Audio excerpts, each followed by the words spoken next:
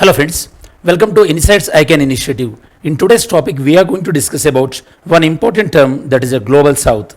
This word is quite oftenly used recently, even by our Honorable Prime Minister, even by our Foreign Minister in the recently B20 meeting. B20 meeting is about the business meeting of the G20. So in this context, we are going to discuss about what is this global south is all about. And we are going to discuss about further details regarding the global south. So before we move on to the further discussion, first let us see the syllabus mapping. In terms of syllabus mapping, this particular issue is related to Gender Studies paper 2, that is international relations. Here the subtopic is India and its neighborhood relations and the regional groupings. This is the syllabus mapping. Let us go to the video components. In the video components, we are going to discuss about why this is in news. Okay, let us say, so like why we are going to discuss about. We are discussing because recently our Indian foreign minister, he mentioned about the essence of the global south and the significance of the global south while he was delivering the B20 meeting. Okay, now of course our prime minister also referred the global south in various platforms. We are going to see in which platforms he mentioned. Next we'll discuss about what is the global south, then historical background, how this word got into like usage, who called this word global south for the first time, and what it is indicating, in which context it was being called. Those are the things we will discuss. Then we will see the features of the global south. So that means, are there any common similarities between among the nations in the global south or not? If yes, what are they? Next, what is the need for the classification? Why we have to classify this global north and global south?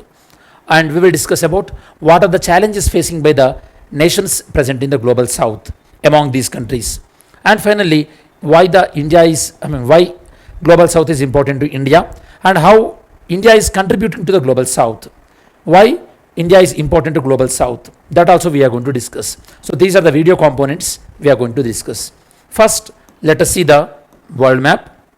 So global south, of course, this photo, they given a detailed article, like some kind of how the global south changed from the Nehruvian time to the present time. They given one article in the print. If when you get time, you can refer that article also. There was somewhat more regarding the political in nature.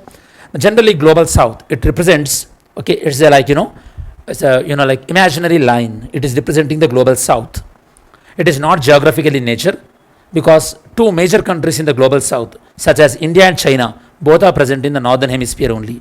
So it is not geographically south. Okay, it does not mean that global south does not mean that countries present below the equator. It is not like that. There are certain similarities, of course, among these global south nations. What are those similarities? I will explain. Okay, and Australia is also not there in the global south. So meanwhile, tell me students, what is the theme of this year G20? Or what is the motto of this year G20? Tell me students. We given one motto to this upcoming G20. What is the motto of that? Answer that. Now we'll see. These global south nations, generally they are less developed in nations compared to the global north.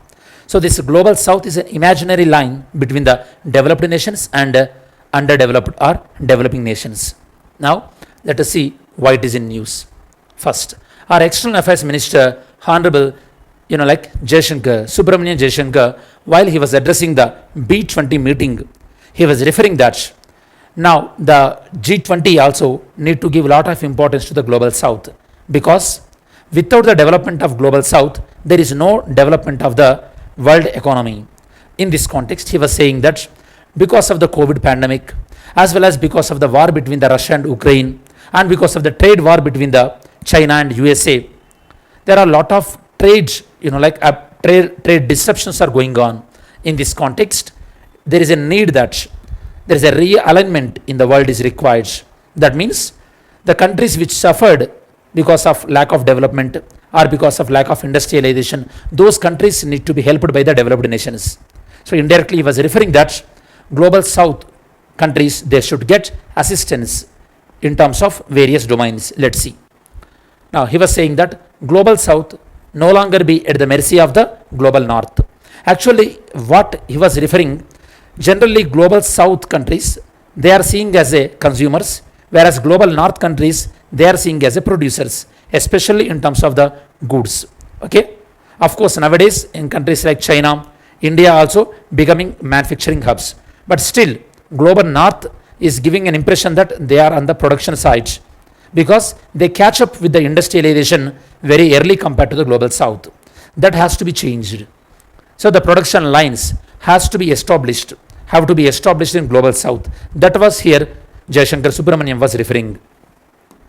Now, even our Prime Minister Modi also referred this global south at various platforms. For example, in the international level, recently when he was addressing the BRICS meeting, he mentioned about the global south. Not only the BRICS, even when he was addressing the Independence Day speech from the Red Fort, he used this global south. Apart from this, in the various other platforms also, he particularly emphasized the significance of the global south. Okay.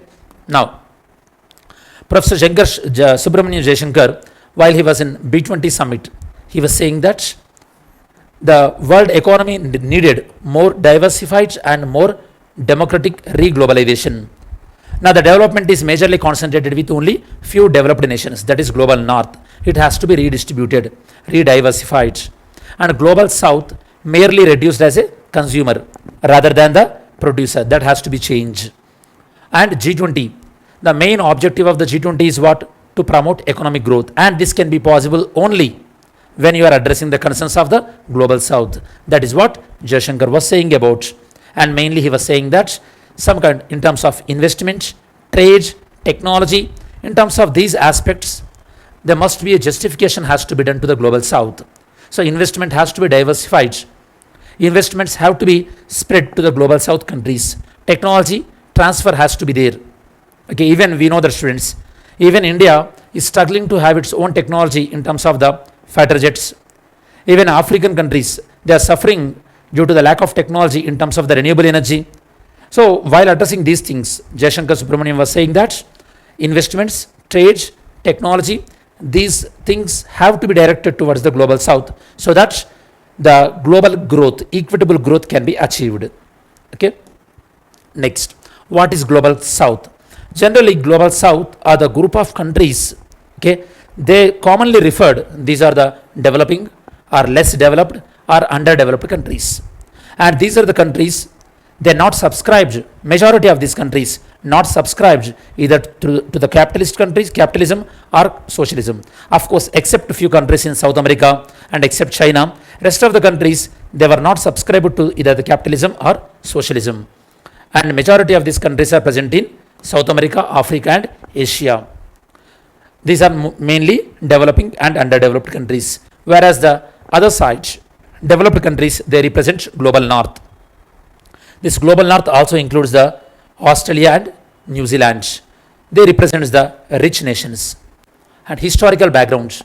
The term the global south, for the first time it was referred in 1969. I already told you students, 1969 is the year ISRO established, and first, landing on moon, man, this Neil Armstrong first set foot on the moon. In 1969, even the Nobel Prize in Economics, Dada Saheb Phalke Awards, these are some of the developments happened in 1969. Even banks nationalization also done in 1969. Tell me students, how many banks nationalized in 1969? How many banks nationalized in 1969? Political activist Carl Oglesby, he used the word global south. After the Vietnam War, the dominance of the north, that means the developed countries over the developing countries, increased. And this dominance continued even during the Cold War also. After the, before this Cold War was ended, that means before the disintegration of Soviet Union in 1991, when Mikhail Gorbachev was the head of the Russia at that time, Soviet Union was disintegrated. Before Soviet Union was disintegrated at that time, these global south used to called as third world countries. Later, as the emergence of non-alignment movement was there, and after the disintegration of this USSR, and after the end of the Cold War, the word global south, it was keep on using a lot. That means the prominence of that word increased. Then geopolitical connotation. As I said earlier, global south has nothing to do with the geographical aspect. It is more about, number one, common features such as in terms of political, in terms of economic, in terms of geopolitical, So these are some of the common features between among these nations. We will go through those features very detail. And majority of these countries are the victims of the colonialism. Okay, all these global south, southern countries, especially countries of Africa, Asia, they are the victims of colonialism and imperialism. Imperialism is more about the quest for the, country's administration. So imperialism indicates toward the administration, whereas colonialism mainly confined to the economic exploitation. It is not necessarily the administration aspect. Whereas imperialism is all about we want to annex the territory and we want to administrate over there as well, along with the economic exploitation. And one more thing, students, compared to the global south, global north countries, they catch this industrial revolution pretty much very advanced level. That is the reason most of these nations in global north, they are pretty much advanced in terms of industrialization. That is one of the significant feature you have to understand. And most of these global south countries, they are low income countries, and most of these, they experienced the colonialism and imperialism in the past. And many of these global south countries, they are backward in terms of industrialization compared to the global north. So industrialization aspect. And majority of the prominent countries in global south are India, China, Brazil, Mexico, Indonesia. These are some of the prominent nations present in the global south. So these are some of the similarities among the global south and differences between the global south and global north. Let us see what is the significance of global south. In terms of significance, in terms of importance of global south, nowadays the economic and political powers are shifting towards the global south, especially India, China, and the expansion of the BRICS recently, you know that. Okay, 6 countries added to the BRICS, 2 from South America and 2 from Africa, and 3 from the Middle East. Okay, these are the nations which are added into the BRICS. If you remember, tell me, students, which countries added from the Africa? So what are the countries added from Africa into the BRICS? Try to answer. And a lot of progress is happening in the global south, as well as global southern nations, they have common concerns. What are those concerns? We will see. Next, what are the challenges facing by the global south? These challenges are, number 1, supply chain. Like I said earlier, global south has seen as a only consumption side. Still the production is not upgraded that much, so they are having some supply chain constraints. And regarding the energy supply, still these nations are depending on the fossil fuel, and we are demanding that the global climate fund, it has to be that the benefits has to be spread to the global south as well. So in global south also, investments on the renewable energy has to be increased, and technology has to be transferred from the global north, that we are discussing in terms of climate change. And in terms of the multilateralism, still these aspects are missing by the global south. India's approach to the global south. Why India is very significant? India is one of the major proponent of the non-alignment movement. Okay, that is India fought for the cause of these countries which are not developed. That means global south. India was a champion of the global south. And even in terms of G20 also, this year India is presiding the G20. In this context also, India has a greater significance. India has greater chance to represent the causes and concerns of the global south. India is providing the global south in various aspects. Let us see. One is the climate change. Especially when COP meetings are going on, India is representing the global south, and India is frequently supporting that. The finance, funding, as well as technology, it has to be transferred from global north to global south. Very frequently India is talking about. In terms of energy, India is emphasizing on the International Solar Alliance, which is all about the integration between the global south and global north. Along with France, India proposed the International Solar Alliance. Tell me, students, where is the headquarter of International Solar Alliance? In terms of hydrogen-based fuel, and even in terms of stability in the energy market. Our Prime Minister recently mentioned that in the energy market, stability has to be achieved. Now, this energy market is more fluctuated because of these OPEC countries' decisions. All these are the indicators that India is leading the cause of the global south. And India is also demanding that international organizations, they have to be reformed, especially organizations like UN Security Council. It has to be reformed because it is reflecting the World War II time, that time context. Now it has to be reformed. All these are the indicators. Next, India would like to act as a bridge between the global north and global south. India don't want to act like a trade union leader of global south. It is trying to bridge the gap between the global south and global north. So that is the reason we are maintaining good relation with USA and Western countries on one side, and we are coordinating with the global south on the other side. So it is in a better way we can refer ourselves as a south-western power. We are coordinating with the global south as well as the western power. Recently, there are plenty of articles also that by actively participating in the BRICS as well as actively participating in the Quad and Malabar Navy exercise, India is bridging the both. Next, so yesterday's video question, with reference to international trade of India at present, which of the following statements are right? So when you observe all these things, India merchandise exports are less than its imports. Okay, exports are less than imports, right? That means we are having trade deficit. India's import of iron and steel and machinery have decreased in recent years. It is increased. India's export of services has more exports. India suffers from overall trade deficit, right? So answers are 1, 3, 4. Next, we'll see today's question. Today's question, which of the following is not member of G20? Which of the countries is not member of G20, students? Mains question. India can utilize the G20 president in championing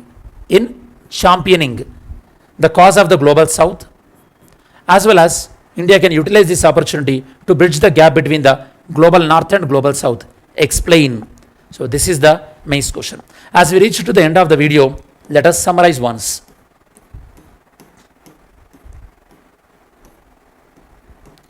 In this video, we discussed about global south. Why this global south we are discussing now?